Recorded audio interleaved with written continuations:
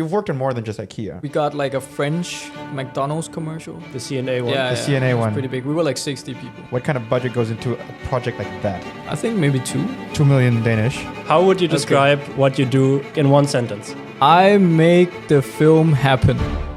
Ooh. That's what I would say. Our guest today is Flook, seasoned veteran from the video production space. To be a successful producer, you kind of need different set of skills that you bring together.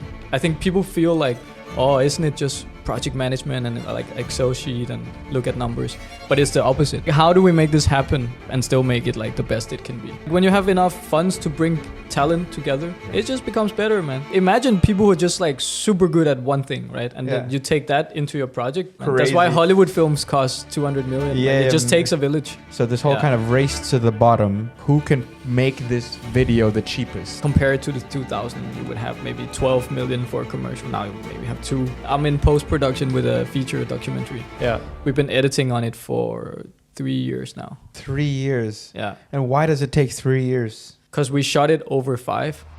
This is where the story gets exciting. Because then I got bored. If you weren't a producer, what would you be? Oh, I know this one. What separates a good producer from a great producer? They care. What do you mean by that? So, brand new. All right, welcome everyone to the second episode of Brand New, where we talk to people from the branding industry, experts that share their perspectives on their respective niche. I'm Jasper, part of Klickbait. I'm Vicente, part of Klickbait. And our guest today is Flook, seasoned veteran from the video production space, a video producer. Start off by explaining what you do. How would you describe it to a child? You know films? Mm-hmm. They would say yes, they know. They've seen stuff. They've seen the movie, the fun moving pictures. So somebody has to make that, right? There's somebody who has to decide what the film is going to be about and, you know, what people are going to say and stuff like that. That's not me.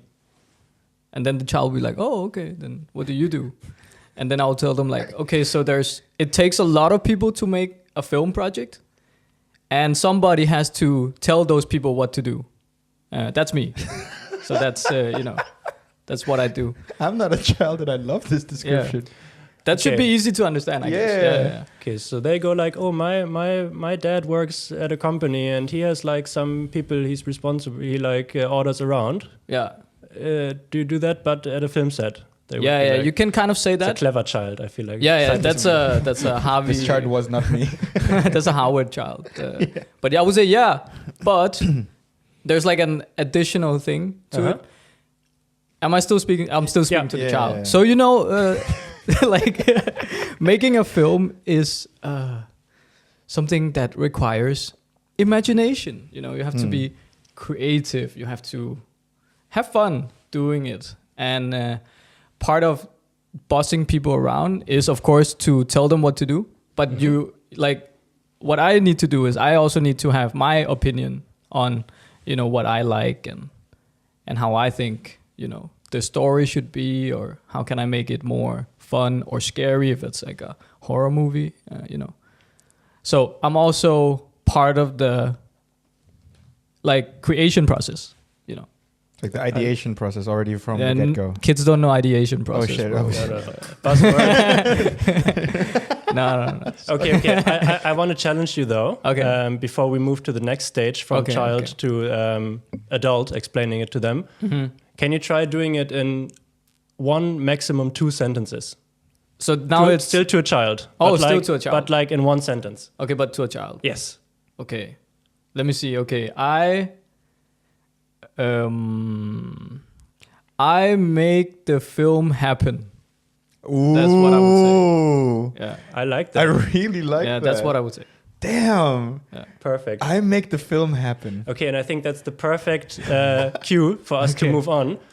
How would you describe what you do to an adult who isn't from the industry? Like we all know, a project requires a certain amount of money, like financing, to be made. Somebody has to get that money somehow, like usually it's the sales guy. So that's like one function of it. Then once the money is there, you need somebody to manage the money and make the project happen within a certain amount of time and scope and stuff like that. So that's another like skill. So now we have 2 skills, right?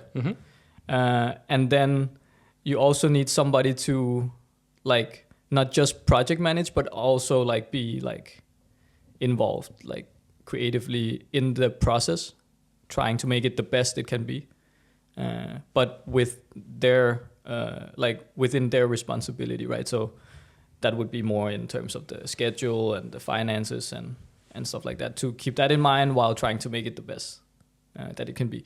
So it's kind of like a mix of all these skills that you need in like one person. Sometimes you can split it into, but usually you need, like, to be a successful producer, you kind of need, different set of skills that you bring together into the project. So it's not just one thing. It's a combination of, you need to know a lot of stuff. You also need to know how to manage people, because you're going to have a lot of people basically working under you in the, the hierarchy. In the hierarchy. Yeah.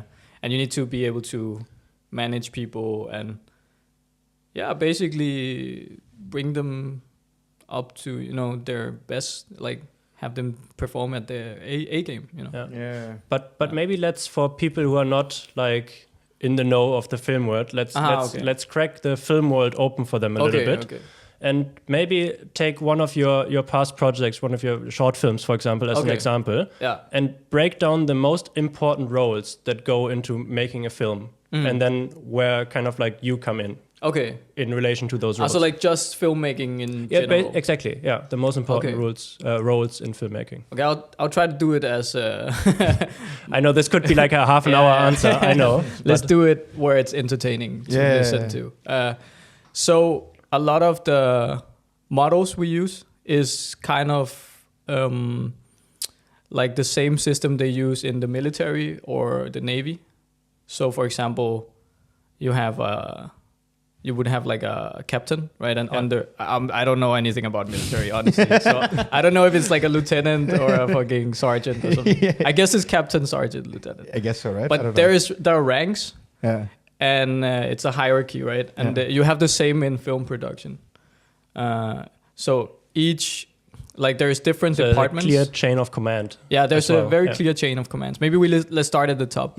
So at the top, you have the creative part. So let's say there's like 2 boxes, right? At the top, you have the creative part.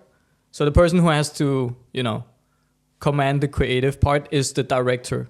This is the person who's most famous, amongst the film crew, is the most known. The people, like you use that to market a film, for example. It's the director, because they take all the creative decision, about how the film should be. And then on the other half, you have the producer who, has to take into account the finances, the schedule, like you have to make it happen within a certain frame of operation. Yeah. So that's the top of it. Then under these, they kind of like these 2, producer and director, they kind of like both share the leading responsibility. In then there's like different departments, right? Yeah. Then you have camera department. Let's, we can guess what that is. And then you have under camera, you would then have lighting. So the lighting guys, they refer to the cinematographer or the director of photography, for example. And under the lighting guys, then you have electricians. So electricians would refer to their gaffer, which is their head of department, and so and so. And then you have different departments. I think we don't have to like go through all of them. I would just talk about some of the more notable ones. So you would have like camera department, then you would have art department, and art department is basically like every film you see, right? All the rooms that they are in, it's been like made from scratch usually. Like you would go into a house and you would like take away all the things and you would put in your own stuff so that it looks right. You would like have the right color palette, stuff like that. So that's also a creative function. So that's in the art department. You have the production designer who works with the director in terms of how things look in the film, like physically look. Under them, you have set dressers, art directors. Like you have art directors, and then under art directors, you have set dressers whose job is just to dress. So like put up nailing stuff, like, and then under that you can have maybe a couple of people to just like move around stuff. You can also have a prop master. So let's say there's a scene in the film where there's a guy getting smashed in the head with a bat, like a baseball bat. Then you would need to make a fake bat, for example. Yeah. That's a prop master who would make a fake bat out of something. So that like everybody has a very like they've been specialized a lot in their own field of work. And then it's like the whole art of filmmaking is bringing all of these talents who are very specialized in like very specific areas of work together into like a coherent vision. And that's the director's job, right? And the producer's job is to like make deals with all of these people, have them like agree to the working terms, like give them the right budget so they can make something nice. Because if you don't give them the right tools, they can't like. So you'd essentially be the one distributing the finances amongst all the relevant members that you have to bring on. Yeah, exactly. And then in the production department, then I also would have people under me. So under me, I would have a line producer who's purely looking at numbers, for example, and keeping an eye on the budget. And that person would then be distributing stuff together with me a little bit. But like, and then under them, you would have a production manager whose job is just to make sure that everything is planned. So like, let's say we film in a house and next place we need to go film in a forest. Their production manager's job is to like make sure that once the house is done being filmed in, that everybody knows which car they goes in, like what routes people are taking. Oh wow! Parking spaces at the next so like location. The entire logistical exactly. Yeah. I guess you have that in the military as well. I mean, you talk to us as if we are the military experts here. We're experts in neither of these, actually. More on the video side. But when you describe kind of a production like this, what's the size of teams you're thinking of, you're envisioning here? Because this sounds like a big production, or is it? Yeah, so that's the thing. You can add and take away whatever you think is necessary. And you'd also you don't have to have like 3 people in each department. You can have one person in each department. It kind of depends on the project, and that's where the producer again takes the decision. Okay, we have this much money. We need to make it happen. Yeah. Let's do it like this, but not this, like this, but not this. Like what are the need to have? It's this strategy. It's the strategizing basically of how do you structure the whole production. Yeah. Okay. So how do you kind of like? How do you set everything up from beginning to end? Like that's the job basically. So if you give me like 100K, this is what I can and say we need to make this, then I will have to start like, okay, we can't do this, but maybe we do it like this. And that's the art of producing, I would say, is because it's not like a job where you can just it's the exact opposite. I think people feel like, oh, isn't it just project management and like Excel sheet and look at numbers? But it's the opposite, right? Because every project is different, and you have to really like if you wanna make it the best it can be, you really have to like be creative within your field. Like how the fuck do we make this happen? Sorry, I swore. I don't know if I can swear on this show, but you can beep it out. Now we're doing it. Just beep it out. Like how do we make this happen within these limitations that we have and still make it like the best it can be? Can you give maybe an anecdote, a story of where you were really struggling to make it work, and tell us some of the insights or like the kind of like the story of how in the end it did work against all the odds. Yeah. Okay. I got a recent story. So I recently made a film. It's coming out soon, so keep an eye out. Congrats. It usually what you're asking usually happens when the creative vision and the producing vision clash. So like when a director wants something but it's not really possible within the means that you have, but then neither side is collaborating, they're just like, I need this, you can't have it. We had to find like for the film, like in the script there was a scene where these characters are running away, or they're walking like along some forest area, and then they walk and they come to this wall, like old wall, brick wall with a hole in the middle. And then there's like a dog that pops up in the hole, and then the dog starts running after them. Mm-hmm. But finding this wall in Denmark was impossible, because we don't have that kind of like architecture and what's it called, like where you farm in the farmlands. Like people don't make walls like that. It's more in Sweden. It's more like in Germany and stuff like that. In England especially. So we really had a hard time finding that wall, and then the scene didn't work, right? Because you didn't have it. All the place we found, it kind of like half didn't really work. Then the scene is not going to be good, and then, then that was a bad scene. So, we had a long discussion about back and forth on what to do, and then at the end of it, the director and the production team, they decided to collaborate instead, and then we ended up rewriting the scene, because we've also, there was also kind of like a lucky thing. When we were on Location Scout, we found like a good place that could also make sense for the scene. So instead of them, walking and finding this wall, they walked and found this weird like trash dump area. And then we rewrote the scene and we made it work. And then, all of a sudden the budget could work, and then so it's about kind of finding a middle ground and also being open to being flexible about it. Yeah, I wouldn't say it's not a middle ground. It's more like you need to collaborate with people. Yeah. Especially like the director needs to collaborate with the production. Yeah. When that happens, then you find a good solution together. It's not a middle ground solution. It's just you find a different solution. Yeah, you just find a different solution. Okay, that makes sense. Yeah. So kind of something I've heard a few times now is that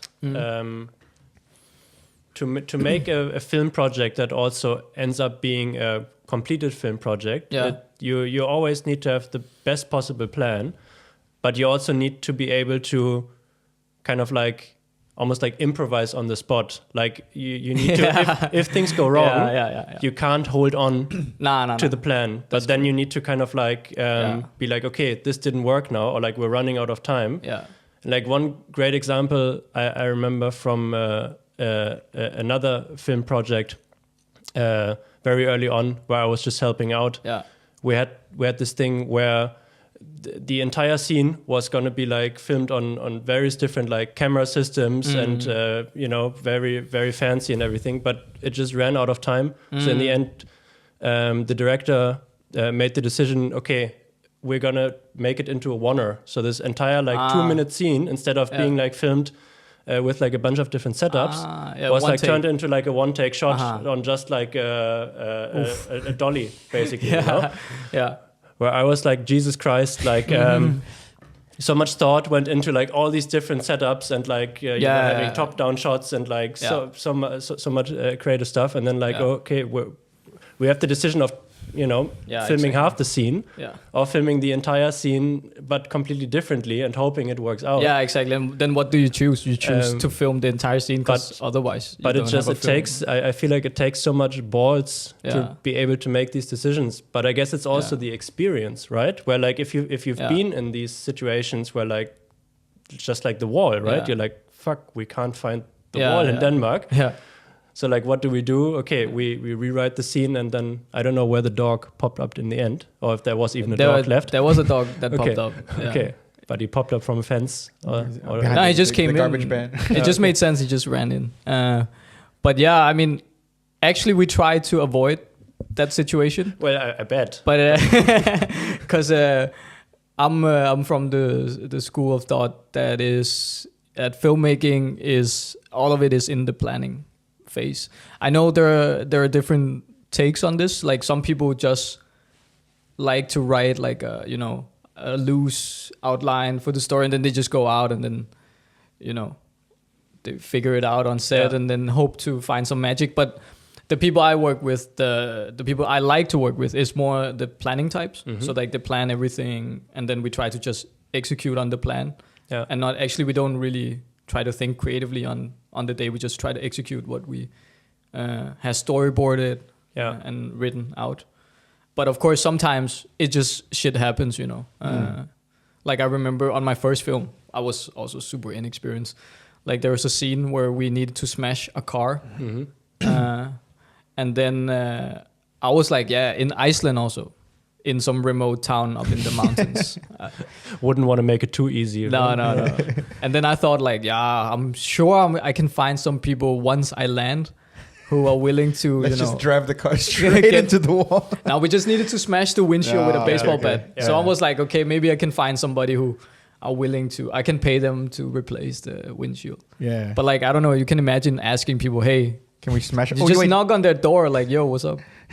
Seriously? Hey. Yeah, I mean, it's like a mountain town, 6 hours. Wait, so you were walking around asking people if you can smash their car. Their car. You didn't bring your own car. How would I bring a car to Iceland? Bro? I don't fucking know. I can't bring a car to Iceland. Okay, there's also a level of naivety. I feel like flying. That was my first film, but you can bring a car to Iceland, right? That's fair enough. So what happened in the end? Yeah, so I walked around. I couldn't find anyone willing to let me smash their car, which is weird, right? They should just. So we ended up like in the middle of the night, smashing someone's car. No. Replacing it immediately. I don't recommend that. But somehow we managed to find like a guy who spoke like 10% English, and he worked at a junkyard. And we had like a local Icelandic person with us, and then we managed to let him take a car that was like supposed to be like destroyed the next day. So it didn't have any license plate. It didn't have an ignition, key either. Yeah. But he had like a method with a screwdriver. So me and a friend, we ended up like driving that car to set like in the middle of the night. Okay. And he only had the screwdriver. Like if we were stopped by the cops, we would have been like, hand over your keys. Like, that sounds like a fun experience. Yeah, but we got it. We got the shot. It was great. Yeah. Like that shot in the cinema is still like, if people watch that scene, they still like. And what this was your first project, right? What is it? Which one is it? Maybe the people. It's called Clay. It's on the website holocene.studios.eu. We'll link it so that they have. Yeah. Go in there. Go check it out. Cool. You can watch the full film there also. Yeah. And that was your first short film project. Yeah. The first. Okay, maybe I think it would be cool to understand. So, from where you are now, give us like a brief run through of the timeline of the things you've been doing. Yeah. So I started out in what's it called, high school in Denmark? Yeah, in high school, like in the high school. No, like gymnasium. Yeah, high school. Yeah. Like a year before I finished, I realized you could like make money on Photoshop, right? Nice. So I would just sit in the school and Photoshop on something called Fiverr. You guys know Fiverr? Yeah, of course. Yeah, I made like money on Fiverr. Oh, hell yeah. And then I was like, wow, I can make money on like Photoshop and like drawing stuff. I also did like something where I would draw and ship like the drawings to people. Really? I'm good at drawing. Oh, cool. So I was like, okay, I realized, okay, you can make money by doing stuff that's fun and stuff you like, which is mind-blowing at that age, right? Yeah. So I spent my last year in high school like intentionally just getting the middle grade, so I don't have to bother like talking too much, like putting my hands up. I just wanna, get through. So you just cruised. Like I just wanna intentionally. I just cruised because I knew like university is not for me. Fuck that. Sorry about that. Just keep going. It's too late. We've already said it. And then after that, after I graduated, I met a guy and we became friends, and then he had already at that point started like a small video. It's almost not a production company. Like he had a camera and This sounds a lot like our origin story. We started, and then we were like, you know what? Let's make something together. Because I'm also like a designer. Like I can do design. So I was like, I can do the design stuff. You can do the video stuff. Let's make something. And then we made something called Out of Focus, which is like it's dead now, so don't look it up. But what was it? It's a production company. Okay. Yeah, don't do that. In the beginning, it was a production company. Okay. At the end, it was like a proper. I'll get to that. Okay. At the end, it was proper. Yeah. But in the beginning, we were hustling, man. Yeah, dude. Hell yeah. That's how everybody starts, right? Fuck, man. We were hustling, and then just getting like filming fucking like bakery videos. You get like 3,000, like. And we were happy, But like, bro, we're getting cash. The first video I made for a bakery, I was like, okay, let's make something fun. So I like rented a full like night costume, metal. And we made like a commercial of that. Oh shit! That was fun. Really? So even though it was like I didn't do like normal stuff. Yeah. Even though it was like, your typical. Yeah. We always try to do like weird Something stuff. creative. Yeah, just Something make out something there. nice. Yeah. Okay, nice. And then that's where I learned the producing skills, because like if you want to do like specific stuff, you kind of need to manage that. Like if you get a wanna, night costume. Yeah, like you Where need do you to rent that? You know. Yeah, know a Yeah. guy who knows a guy. Yeah, then I had to find a guy, and then I found a guy who, I think like, he pretty often he goes to this medieval fair as a knight, and I don't know. We talked him into like joining it, and he thought it was fun, Okay, nice. Yeah. So that's like you start learning these things because you need to like it's very specific skill set to be a producer, and you start learning slowly, and then I don't know. From there, it just kind of like slowly got better and better in terms of the clients we made or the gigs we got. And then, but we also pitched a lot, like, you guys would know how the hustle works. Yeah. You gotta hustle, man. There's no way around it, I think. Okay, so then what happens? Because now we kind of stopped a little bit at you did the bakery. Yeah. And then what? And that was still out of focus, or? Yeah, that's still out of focus. Then I was like, me and Daniel, his name was, we were hustling. We also had a girl called Ida. She's talented motion designer, could do animations. 3 of us, we were trying to pitch in on projects, and be out there, join all the events and stuff like that. Then it got bigger and bigger, and then I think the breakthrough at one point it came when don't quote me on it, it's like 14 or 15. It was the parliamentary election, like the main parliament election. What's it called? Okay. Like Folketingsvalg. Like when I came to Denmark, I don't know. The main one. I wouldn't know, but yes. It's 14 or 15. I should know. And then somehow we managed to get for one of the parties to become like their full video. Oh, seriously? Like for the campaign. Yeah. To deliver every like video assets for the campaign.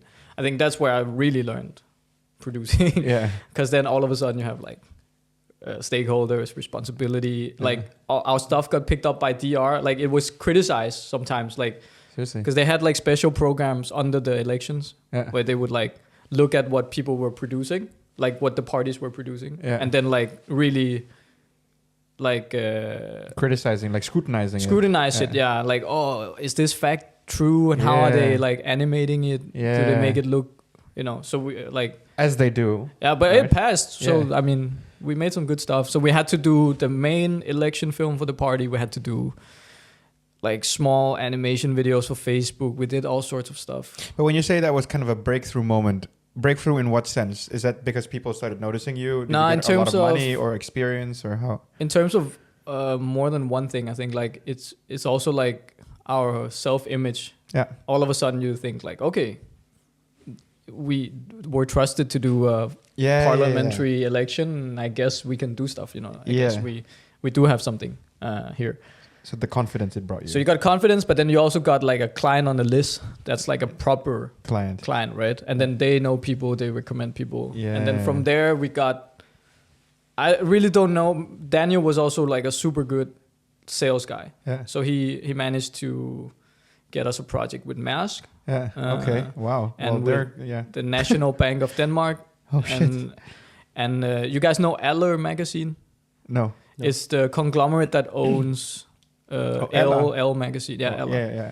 Like they own a lot of magazines. Yeah. And then they were making this new magazine called Dossier, which is like it's like a male type of Euroman. It was a competition to Euroman. Yeah.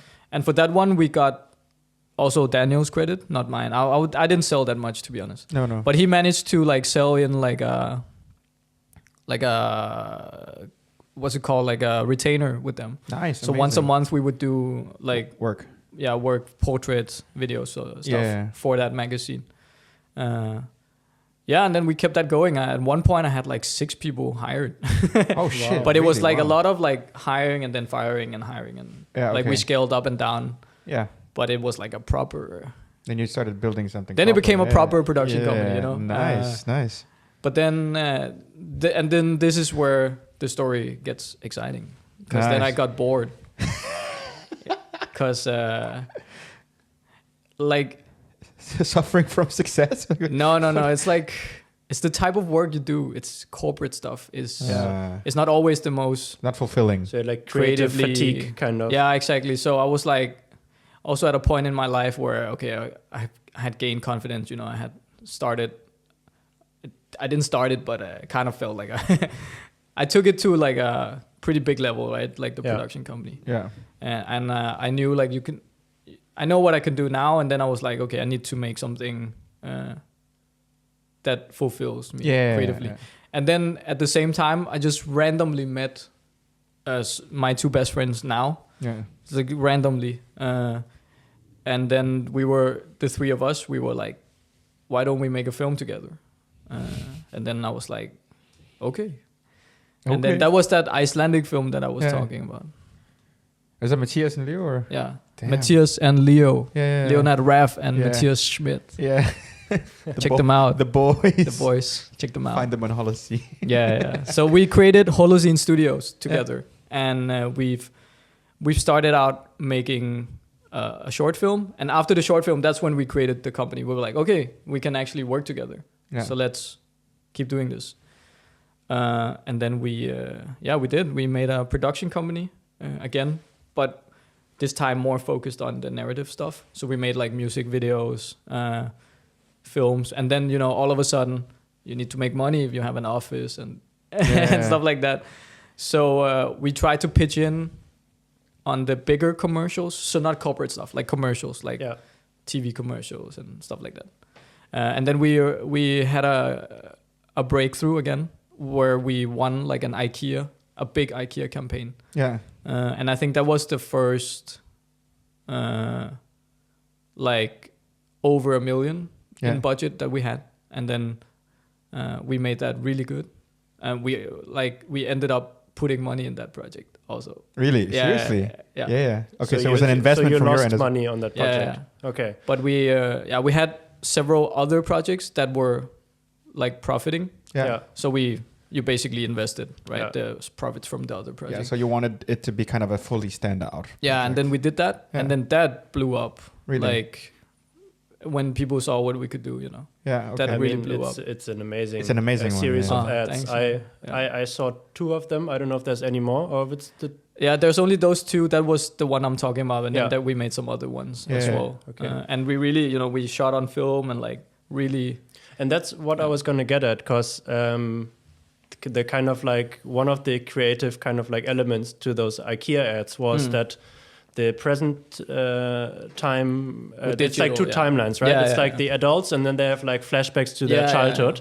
And then the present time is filmed on like a digital camera, and then the flashbacks are filmed on film. Yeah, right? 16 millimeter. 16 millimeter film. Yeah, exactly. I almost couldn't believe it was 16 because it looked so clean, honestly. Yeah. But can you talk a little bit about, from a producer standpoint, what's the difference like making a project on the digital versus film? It's just more expensive. From production, it's honestly more logistical. Like, it's more logistic and it's more expensive. That's really all. That's it. That's it. Actually, from a production of view, like from the creative side, it's fucking dope. Yeah, it's amazing. Like obviously, it has film just because digital is like it's like digital, right? And film is chemicals. Like it just gives you a whole different color space and. But can you give the viewer a little bit of an idea? Let's say a commercial like that. First of all, how many shoot days go into that? I remember actually we were shooting 6 days. 6 for days. the one for 2 commercials, 6 right? days. So 2 spots. 6 days. And then can you give me an idea?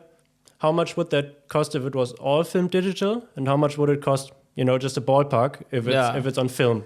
Okay, but I don't think the film was like significantly more expensive on that. No, it was just maybe, let's say, if you shoot it all on film, maybe 200,000 more. Okay. Than you would.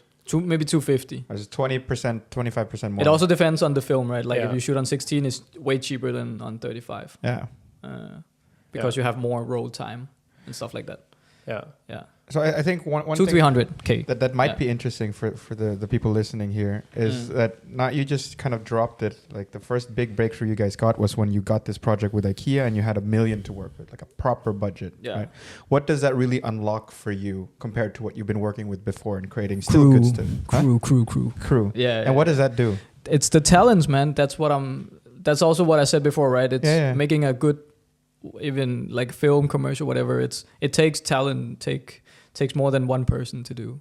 It takes a really talented director of photography, a talented actor, a talented lighting crew, and it's like when you have enough funds to bring talent together to fulfill the same vision. So much better. It just becomes better, man. Yeah. Like imagine people who are just like super good at one thing, right? And then you take that into your project. It's gonna make your project like super good. Every single member of that crew is also just super good at their responsibility area of responsibility. So all the areas would then be like lifted. Wow. Right? Okay. Yeah. Amazing. So that's why it's so expensive to it's just expensive. Kind of that's why Hollywood films cost 200 million. Yeah, like it just takes a village. That's what they say. Right? It takes a village. That's what they say. Yeah. Who says that? It's also called, fun fact, it's also called video village. That's the place where you sit around and watch what's being filmed. Like where all the snacks are and stuff. True. Like that. That's Although I think video that's village. A different village technically. Yeah, that's a different village. It's a small village. Not the village it takes, I think, to make the project. It takes a bigger village for sure. Yeah. Let's stay with this project. So the way this worked, how you got into the project, was that the agency attached to IKEA, they put out a brief, basically stating like, "Hey, we're launching these candles.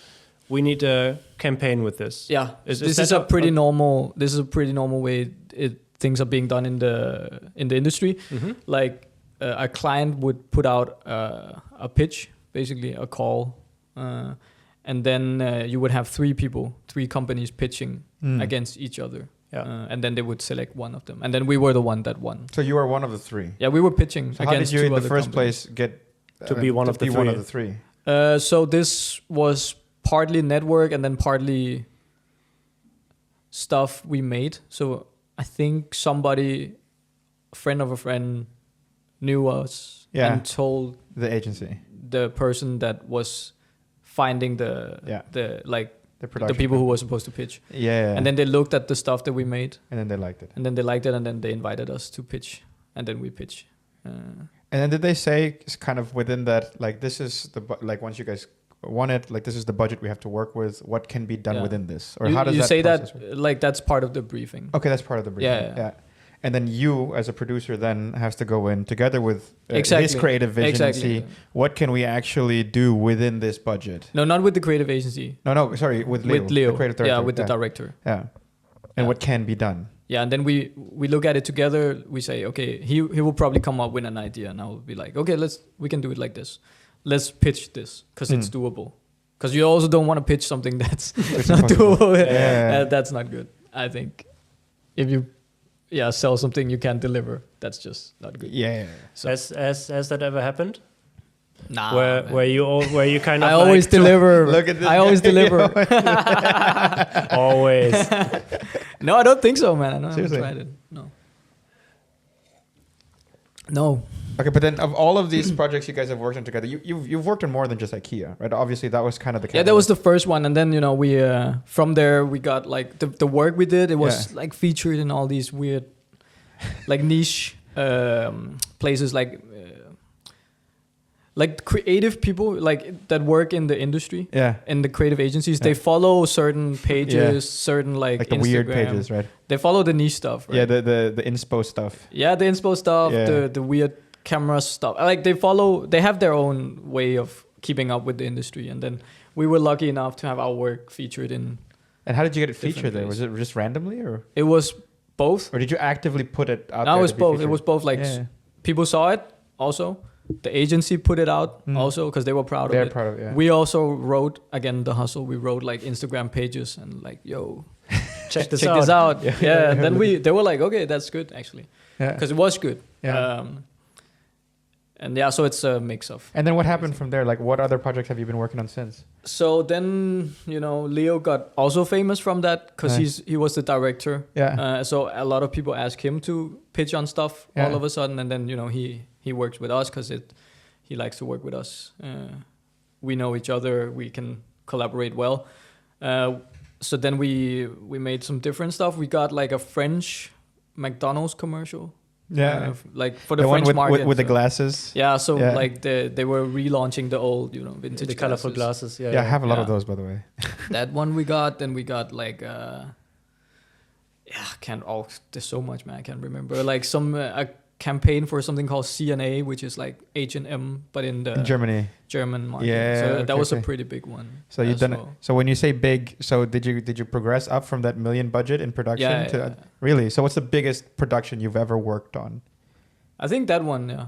The CNA one. Yeah, the CNA one. Pretty big. We were like 60 people. 60. Okay, so and then on set. What kind of budget goes into a project like that? I think maybe euros. No.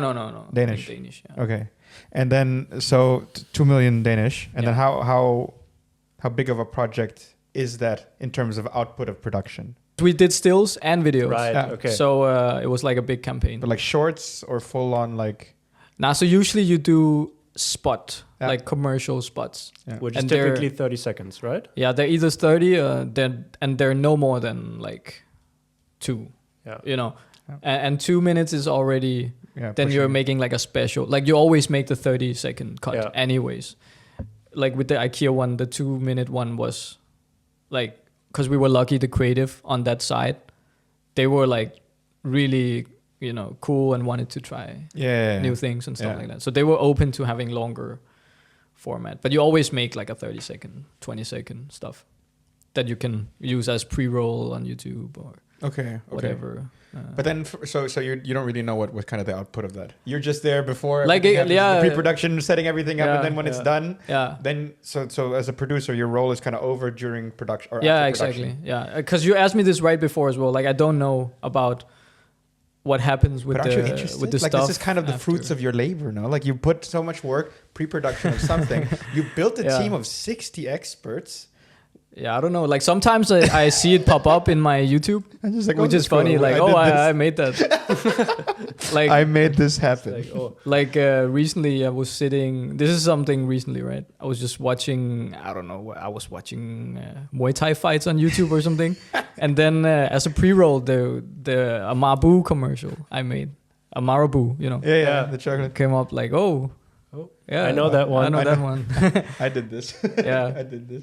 How does that make you feel? Like I don't know. I'm kind of damaged, because every time I look at commercials, every time I look at a scene, I kind of see the lighting stands on the outside, like all the people standing around. Like I kind of like you see what's more than what's shown. Especially commercials. I feel like I really need to be in the cinema to really like enjoy, emerge. Take time and like okay, now I'm gonna. Get the suspension of disbelief. Like I'm gonna watch this story unfold. Yeah. But with commercials, man. No, it's I also actually have ad blocker. Sorry. Yeah. So do I. I know I'm not supposed to, but wait, we're not supposed to? I mean, yeah. Yeah. Yeah. Sorry, guys. But is there so when you work on this kind of stuff, is there places where you go for inspiration? Because I feel like there's a lot of people that would be interested, like, you're working with a lot of these things, you come up with these cool ideas, you're finding these types of experts. But where do you go for inspiration? For me? Yeah. It's life, man. Nah, I'm joking. Oh, no, like half joking. Get out there. Yeah, just live your life, grass, dog. No. Like half is honestly living your life because you can't just like look at the art without living. Because then what is it? Yeah. But then also, I personally take a lot of inspiration from cinema. Yeah. Because I'm like a fan of cinema, and I would say personally, I tend to go more towards cinema than like other commercials. Yeah. Yeah. So that's my source. I always love every year when the Super Bowl commercials come out. Right? Those are just also just creatively very fun ads, and you obviously have all the famous people in it. Yeah. And they, of course, you always hear how insanely expensive it is even to buy the slots. I think this year it's like 10 to 15 million. I think for the best slots. Yeah.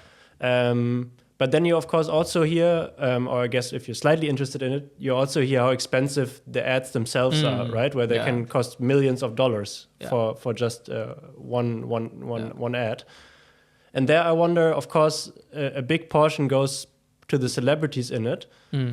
But how can you spend $1 million on an ad if you can make the IKEA ad you guys made for 1 million kroners, which is like roughly one tenth as much, you know? Like how much? What does that extra money really give you? It's the talent again. Like you can always step up. So you went with talent. You mean the crew as well? Yeah. For example, like you can have it shot by somebody who filmed the Batman films, for example. That guy costs more than the one we use, you know. Yeah, but I'm pretty sure yours is also really good, right? I mean, you must have. Yeah, but you know, like you can always find more expensive people. Yeah, exactly. I mean, it's also experience. Like if they've been doing it longer.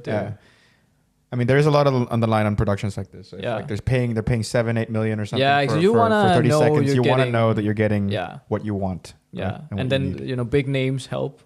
Directors, production design. You just step up everything. You step up everything. Yeah.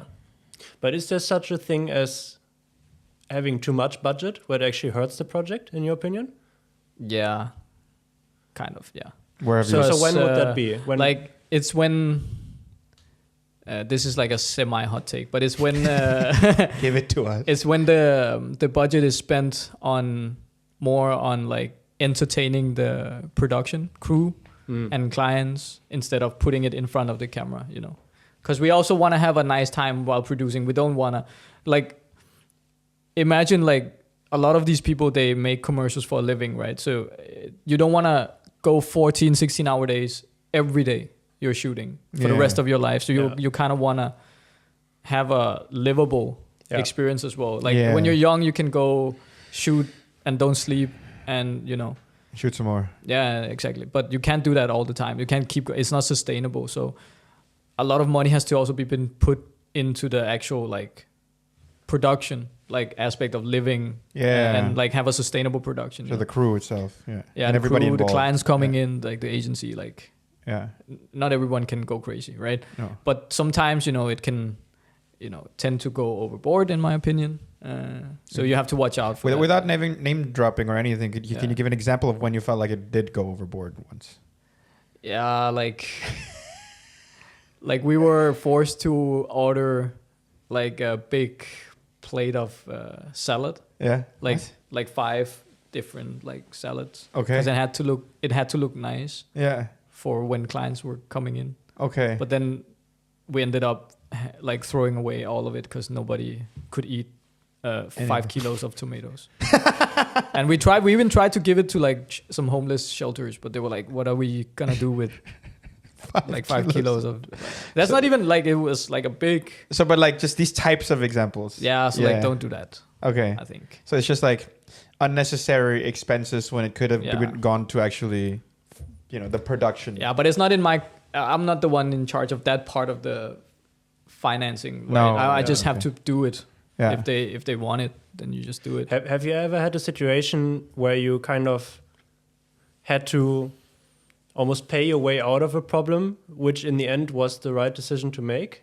Pay my way out of the problem? Where like a problem comes up and then you have to spend money that to a normal person would seem like insane, you know? For sure. But in the end, for the project, it was actually the right thing to do. Every day. So what's an example of that? Like every time you produce something, that's what you do. That's my job. You look like there's like a list of things that needs to be fixed, and then you have like an X amount of money, and then you just I put this money for this money for this. Yeah, that's basically producing. So fair enough. You need money to produce. So I always throw money at it to fix it. Yeah. And what do you do if there's not enough money? What are kind of the first things you would try to kind of save money on in a production? I wouldn't try to save money as the first. I would like first try to like adjust the expectations in terms of the creative. Mm-hmm. what we want to make? Can we actually make it now that we don't have the money we thought we had? Then we have to reconsider. That's the first. And honestly, that's where we start the conversation. I don't want to cut before we have that conversation. That doesn't make sense to do. No. Because you're already trying to make it as cheap as possible, already. So you can't, in theory, you can't cut away. So you need to, again, collaborate and figure out a new way to make it. If you don't have enough funds. No, okay. As you originally thought, But do you have, in your personal opinion, again, there we come a little bit back to what might be a hot take. Mm-hmm. Are there things that you feel like in the industry are either over or underrated in terms of budget being allocated to it? Parts of the project, certain departments, Nah, it's only the thing I mentioned, honestly. It's stuff that doesn't go in front of the camera, usually. It's good to think about more that, just think about it. If it doesn't go in front of the camera, is it necessary? Because sometimes it is, like I'm saying. Sometimes you need to make if you're filming for 30 days, you're not going to film 16 hours each day. So you need to make a sustainable thing. And that goes not in front of the camera, right? It goes behind the camera. But that's justified. Yeah, but that's the call you have to make. Is it justified? Is it not? But you have to think about it. Yeah. Yeah. And that, again, that's also part of it. There's a lot you guys can hear. There's so many. There's so many components. There's so many moving parts. Strategic choices you have to make. Yeah. And you have a team of people. You have to really be able to make decisions, but also collaborate with people. I want to get your input in this thing. So this could be a hot take. Is it? Okay, let's try. Let's hear it. So the thing is, right now the industry, in my opinion, it's become easier than ever to pick up a phone and make a video. To enter it, yeah. To enter. So the barrier to entry in this industry, in production, filmmaking, storytelling, it's gotten so low. Yeah. I think that's driven kind of just in general, the bar also so low. Yeah. In terms of expectations. And when expectations are low, budgets also decrease. So this whole kind of race to the bottom, where it's who can make this video the cheapest? Yeah. Right. In your experience, now you've worked in all kind of phases, right? How do you feel about that? Is that a real thing? I feel you definitely feel it, but it's for sure it's different in different types of levels.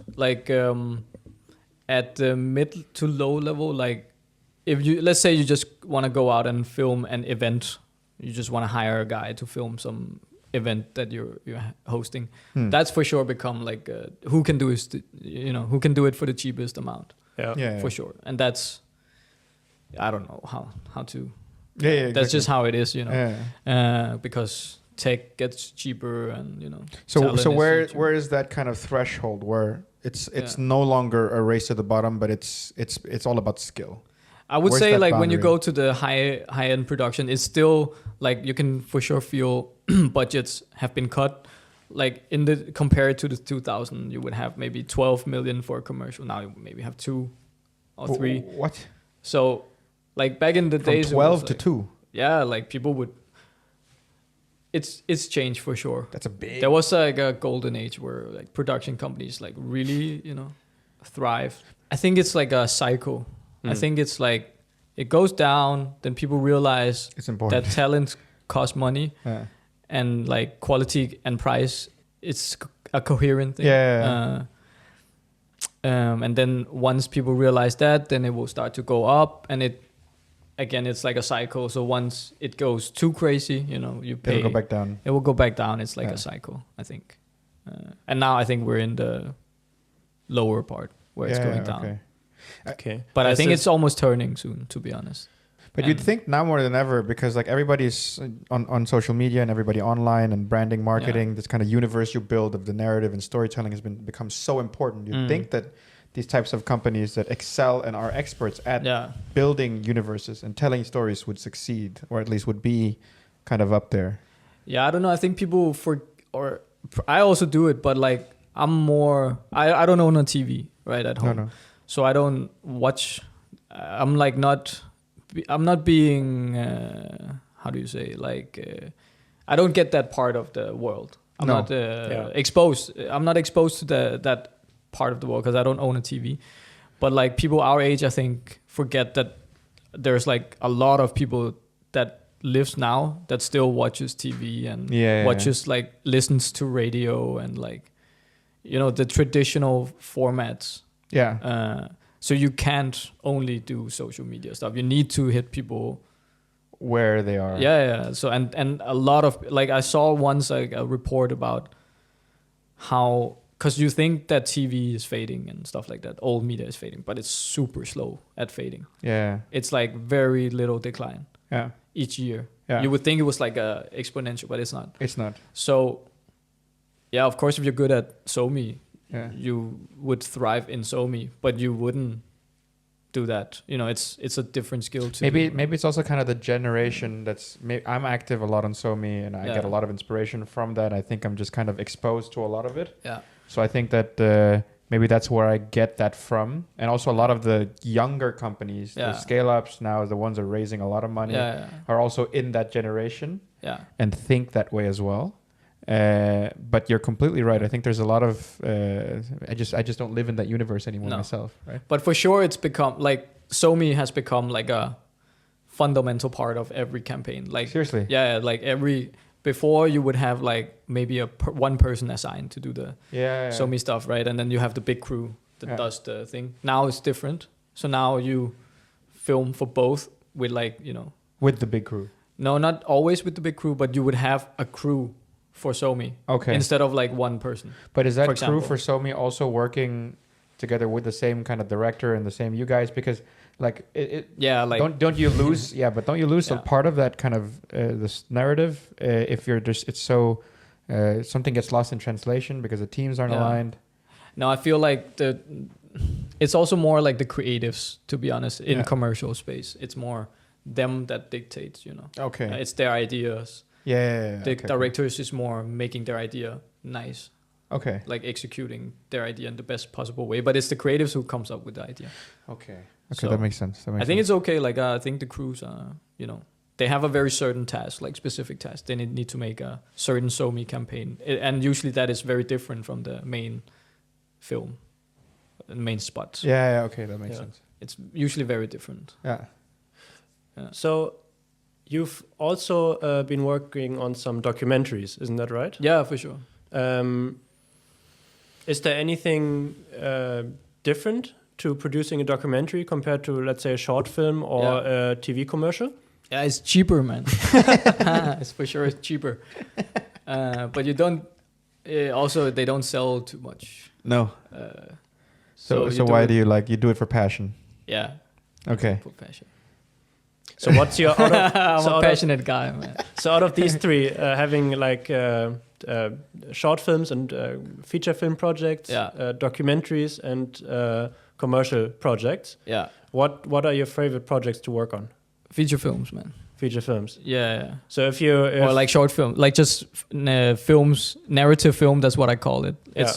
It's a film where you write the story. So like a fake story. Yeah. So if you had 50 million in the bank, you would just keep making movies. If films. If I won in the lotto, I would make films. Really? The rest of I would never like. It's just I love making films. I would. But I get that's like the creatively most you're most free, you know. Yeah, especially I think it's if it's your fun. project as well. You know? Exactly. But from the producer work perspective, how do these three kind of like differ? Like, are they in the end when you boil it down really quite the same, or do you actually have like different approaches to documentary, feature films, commercials? For sure, the documentary is different. I would say the two other ones are kind of comparable in terms of the work methods.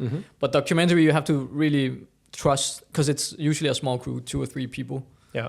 It's very intimate. It's a different way of filming it because it's real people. You need to like build a relationship, like, you know. So you can get the real stories. I made a full documentary. I wasn't even on set one day, you know. I just sent like 3 guys. Really? Yeah, the ski one on YouTube. You guys can see it has 100K views. Woo! Yeah, go watch it. Go. Yeah. That one, for example, I was never on set. Also, I'm not a good skier, so it would have been like a hassle to bring me. But that one, for example, was doable because the director and the cinematographer, they're like very tight. They know exactly what they want, and we talked beforehand about what we should get. And then you just also documentary. You just see what happens, and then really you kind of build the story as with what you get. Like we originally thought we would get so much, like behind the scenes of planning and like different stuff, but if we ended up not getting it, then you have to make a new story, film that works. Yeah. I've always been wondering with documentaries, roughly how much footage does it take to make like 10 minutes of documentary? 30 maybe, 40, 50. I don't know. It's hard to answer, man. That's fair. 'Cause you need a lot. Yeah. You need a lot. Okay, let's say you need for 10 minutes. Yeah. 3 hours. Yeah. Let's say 3 hours. Holy shit. Yeah, 3 hours for 10 minutes. But that's the thing about documentaries, right? Because you never know when you will get the good bit. Yeah, right? you can't so control you just it have to either. film more rather than less. Yeah. I don't envy the editors sometimes. No, that have to exactly, go through that. Yeah, we've been editing. I'm in post production with a feature documentary. Yeah, we've been editing on it for 3 years now. Jeez, it's picture lock now, so no more editing. Christ, but it's a long process. 3 years. Yeah, and why does it take 3 years? Because we shot it over 5, so like you needed the story to like. Whoa. Yeah, also the documentary process is so long, dude. Like. 5 years is pretty normal for a documentary. But don't you basically find the story there in the edit? Or like No. You find it like along the line. Okay. So you film, you go back, you start the edit. Okay. You edit, you think, okay, maybe this direction. You go back, you film. Okay, it didn't go that direction, but maybe it can go this one. You repeat that process. At the end, you have keep making like rough edits as you film to kind of like see. Are we getting a story? Exactly. Because otherwise my next question would have been like, if you find the story in the edit, then how do you know you're done filming? Yeah, exactly. And that's also like, we thought we were done filming. Yeah. But then something happened that was like, okay, we need to film this. Yeah. So then we made that happen, and we filmed that. Yeah. So like you don't know with the documentaries. Just have to follow it. And then how the heck do you budget for that? Like how do you I mean, you can kind of budget for it. It's not like a precise science, but you can kind of like, okay, we probably need 6 different trips. Yeah. But this is all based on kind of experience and intuition, right? Yeah, of course. I mean, you've engaged with different types of people. You understand the crew as well, how good they are. But also you can kind of like, if you know, okay, now we're just gonna figure out something from scratch, right? Let's say we want to film a story about a guy who lives off of like excavating the pyramids, or I don't know. Like he sounds like a cool job, yeah. Yeah, like he travels around the world and stuff and does excavations or something. Yeah. Right? Like then you kind of can like, and then you being told, okay, we have 1 million kroner to do it. Then you can kind of like you can kind of say like, okay, we need like 200 for post production. Yeah, 200,000. Yeah. Okay, how much can we film for? How much do we need to buy the music? Okay, like at the end of the day, maybe you have 600K to do the shooting itself. Then okay, well, how many people do we need? We need the director, the cinematographer, the sound guy, and maybe a guy who can travel, who speaks different languages, right? And can also be a fixer. Then you can kind of like, good one. Buzzword. A fixer is a person who is very known and knowledgeable in their area of where they're from, for example. So if I want to go to Brazil, I don't know shit about Brazil. I would need a fixer who knows everybody, who knows where the good places are, where to eat, where to sleep. Like, sounds like such a dangerous word. He's my fixer. But I think you use that in other contexts as well. They do. You have mafia fixers. Yeah, in the context of production, I drank this because I didn't know what it meant. Well, sometimes it's the same ground, guy that you go to. Like you would go to the same guy as the mafias would go to sometimes, All right. Like if you need to film like I know there were like some projects they needed to film in the French hoods, and then they had to fix it. Find a fixer who knew people and like get them access so they wouldn't like get robbed. Yeah, basically. Shit. Okay, we have 2 very fun and quick segments we want to do in the end. Let's go. One is the hot take segment. Okay. Where we have collected a few hot takes we found on dubious Reddit forums and elsewhere. ChatGPT. Let's see. AI. So, hot take number 1. Expensive gear and big budgets are often used to show off status rather than improve the work. Yeah, there's some truth in that, of course. Yeah. Once we rigged a GoPro to camera rig and put like, the battery, the shoulder, and put it in a cage. Just to make it look It was bigger. a GoPro. It looked like a camera rig. Nobody noticed. It was so fun, man. If you add a matte box to anything, Yeah, it looks but it more looks impressive. real. It was hilarious, man. Nobody noticed, man. It was so funny. It was like cable hanging out. It's like so many cables. Dude, hell yeah. It's like, And then the client comes and is like, "Whoa, Hollywood today!" It's like, so it is. There's some truth to it because if I had shown up with a GoPro like Sorry, this, what project are you working on with the GoPro? I don't remember, just some GoPro, some corporate stuff. Yeah. Like if I had shown up with a GoPro and filmed people like this, Okay, so I and would've that been was like- back then in the kind of come-ups. we would have been kicked Yeah, out. okay, So okay. there's some truth to it, but sometimes you need like equipment is also like crucial sometimes. yeah, Like gotcha. if you need to make a tracking scene, you need a dolly. Like no matter what, you need a dolly to make it look nice, or a steady cam. If you do it in a wheelchair, it's gonna be like janky. Like Yeah. So don't save costs just at all costs. do what you need to Yeah, do, man. yeah. Okay, Yeah. hot take number 2. Many video producers stick to safe, formulaic content because they're afraid to take risks, which stifles creativity. Not me. Couldn't be me. He's a risk taker. I don't know about that one. Also, I don't know. That's a good one. It's exactly what you Okay. talked about before. Producers are just project managers that work in film. Nah, man. That's like one of the skills you need, Yeah. but you need 10 other skills. Okay. Said like a true producer. Yeah. Yes. You need a lot of skills. It's going to cost you. All right. Very good. Last hot take. Many documentary producers sacrifice accuracy for a more dramatic story. So kind of like bending what actually happened. Yeah. I mean, that's kind of true, but it's part of the documentary format. Because if you're watching a documentary, I hope you know that it's not a journalistic piece. So It isn't? no, it's not. Because otherwise it would be a report or like a reportage. What's it called? Like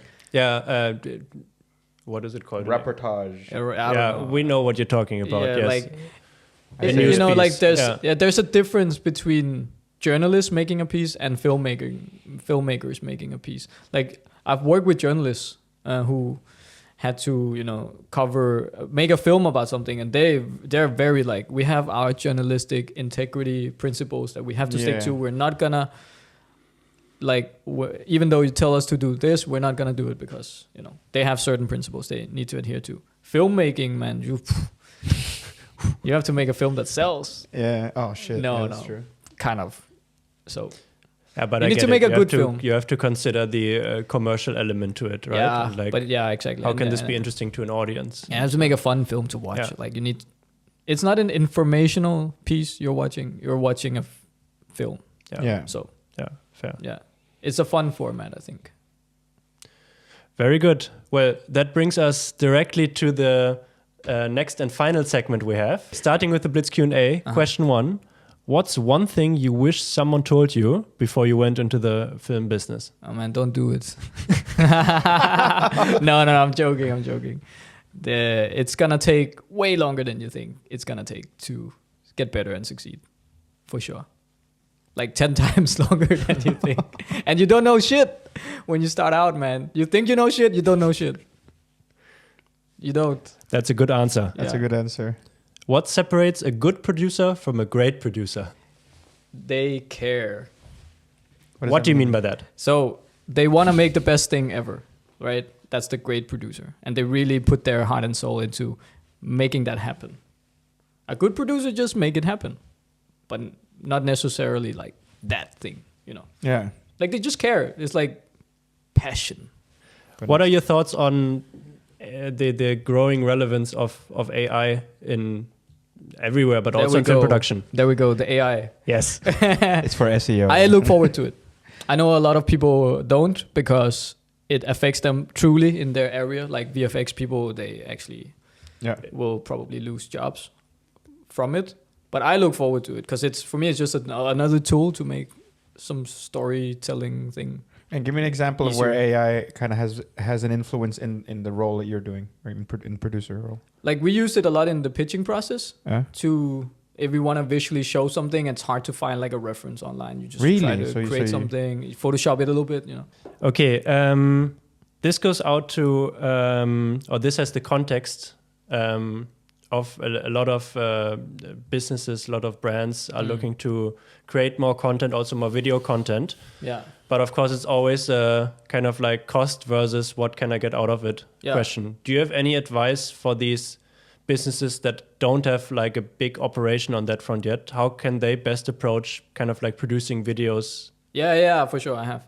Find talent and like give people a chance. Like if you look at some young upcoming person and you can see like, oh, okay, they do cool stuff. Man, give them a chance. Like try to give them a bigger budget and let's see what they can come up with. You know, it's all about talent, I think, and finding the right people to execute. Yeah. Do you have any advice on building network in the film space? Yes, make films, because automatically, like when you make films, especially like short films, you do it for free. You know, you help each other, and then automatically you would know people. That's how I. I mean, so just as an extension, my roommate, his little sister is very into this, and she's trying to start making her first few films. But how do you get there to the people?